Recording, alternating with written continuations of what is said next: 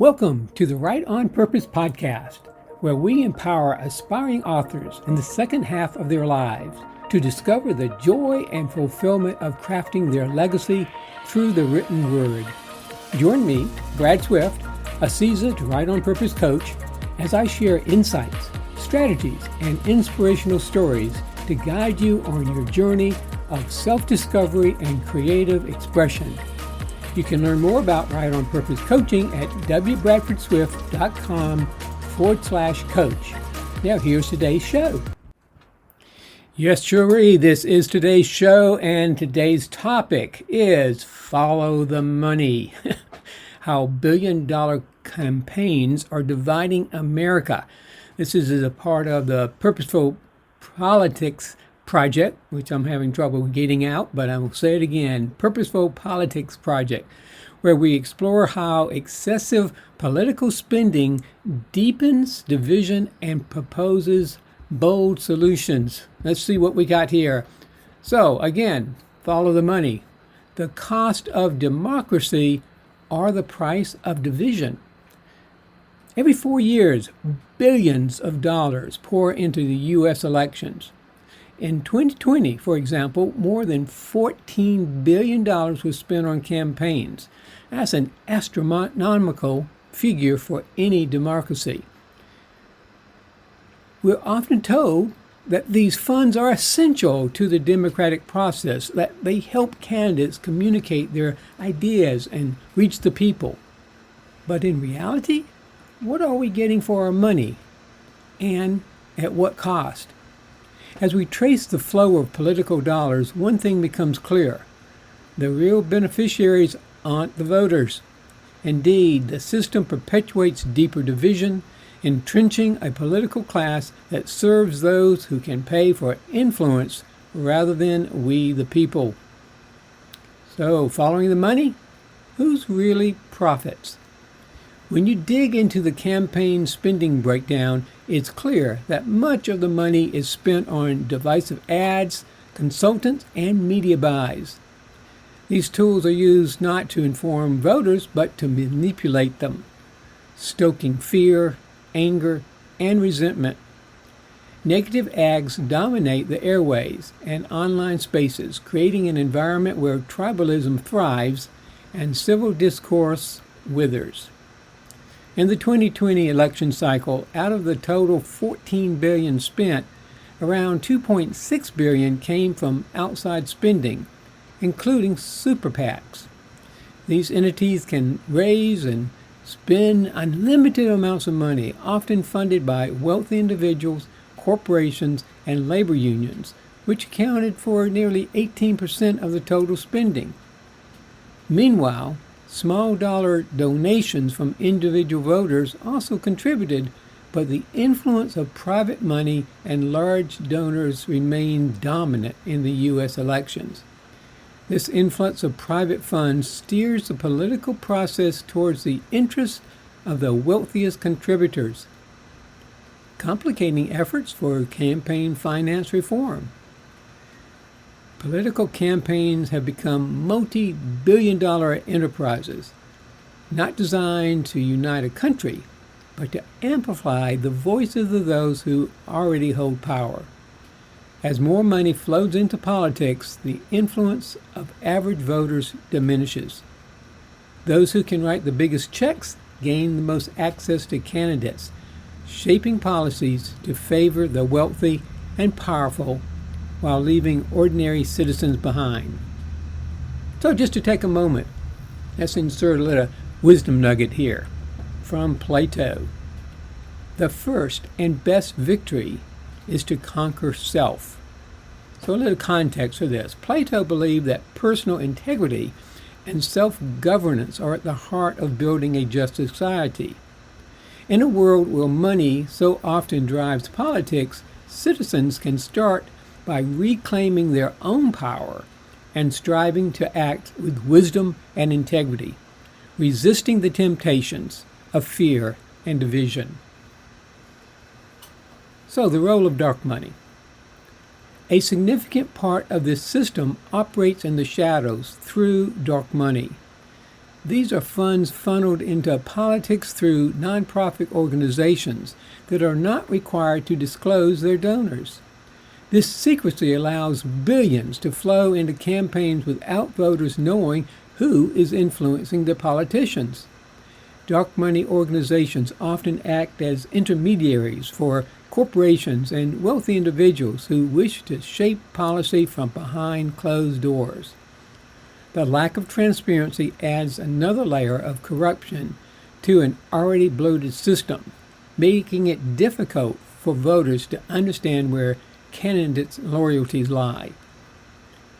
And again, I'm going to insert another wisdom nugget. And part of the reason for these wisdom nuggets is, well, this whole conversation that I'm exploring around money and dark money and the effects it's having can be kind of reactivating. So my intention is these wisdom nuggets will kind of help maybe settle the mind and the heart a little bit.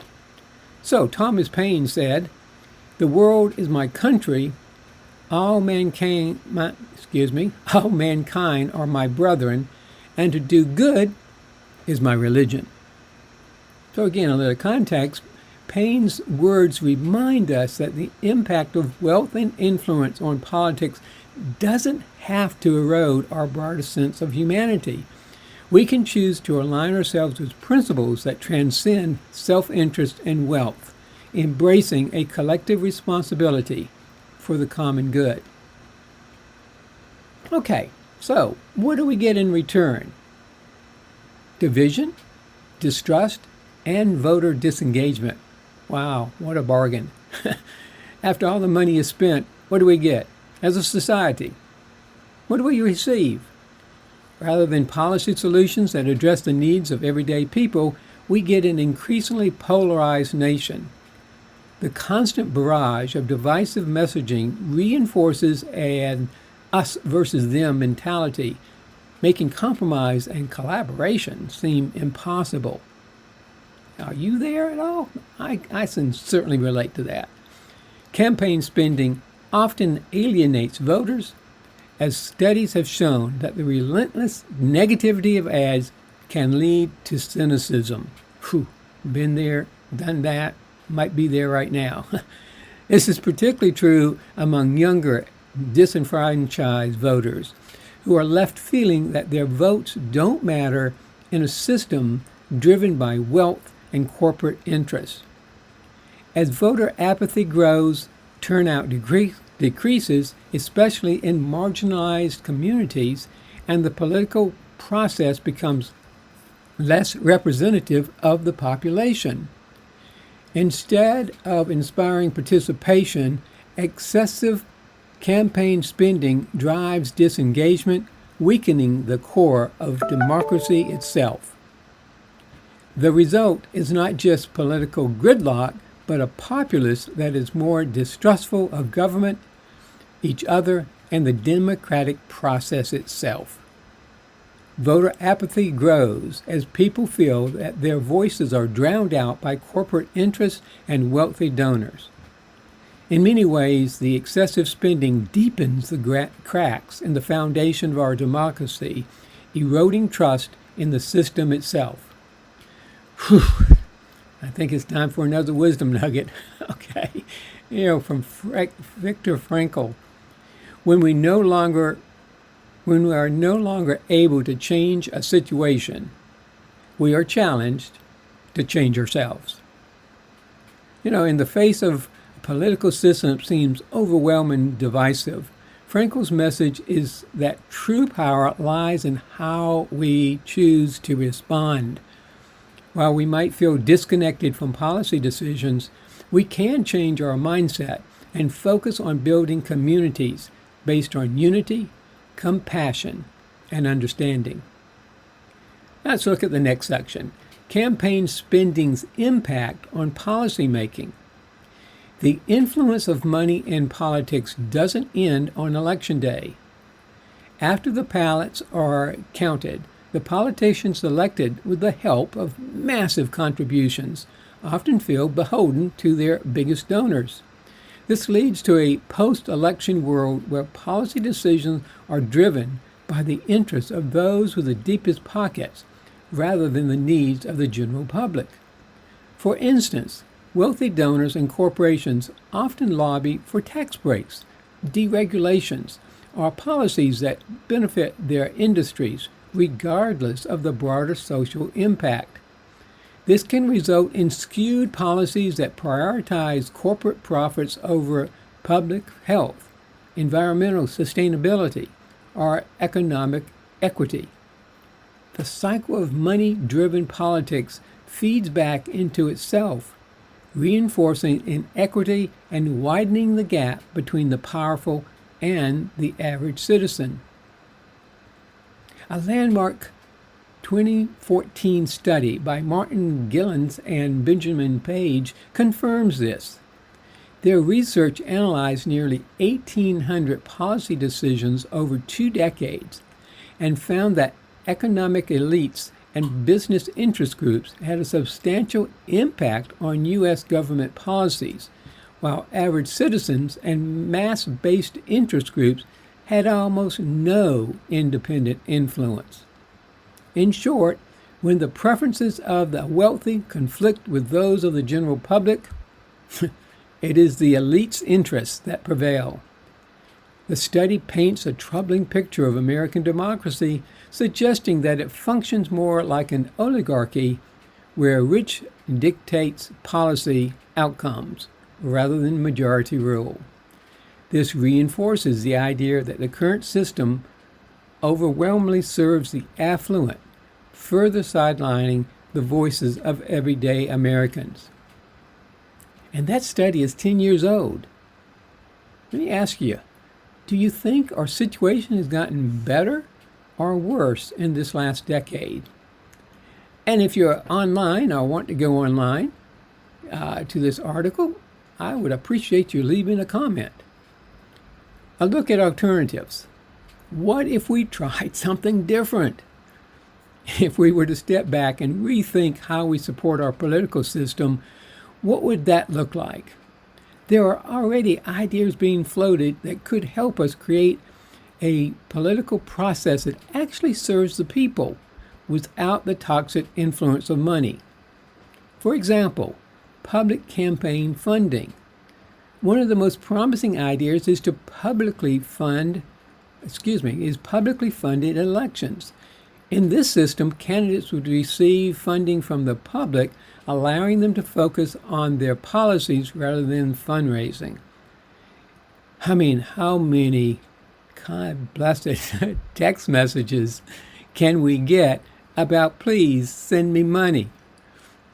It also levels the playing field, giving newcomers and those without connections to wealthy donors a fair shot. Several U.S. cities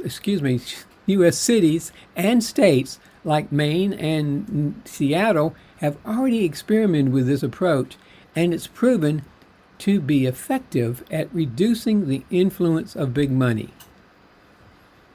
Okay, before we look at the next idea, how about a wisdom nugget from Lao Tzu? The wise man does not lay up his own treasures. The more he gives to others, the more he has for his own. So the context is that Lao Tzu's wisdom speaks to the value of collective responsibility.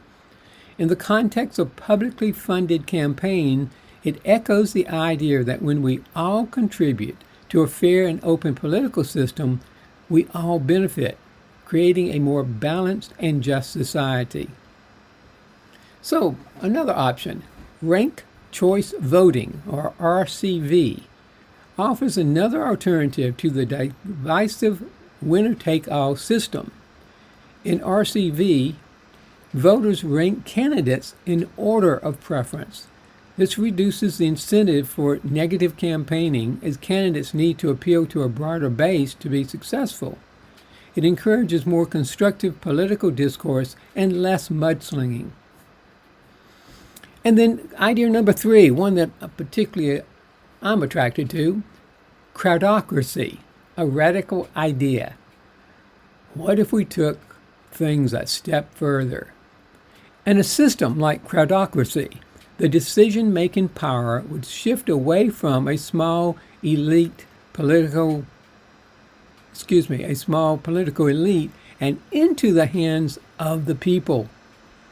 In this model, decisions are made through a collaborative process that involves the entire population, leveraging the collective wisdom of society.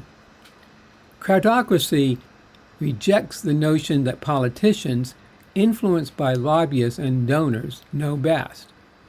Instead, it seeks to harness the knowledge, experience, and creativity of everyone. It's a bold vision, but one that could offer a path towards a more inclusive, representative, and transparent political process.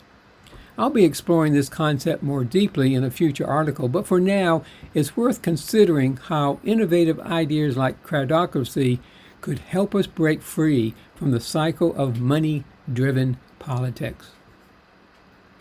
So, isn't it time for a change?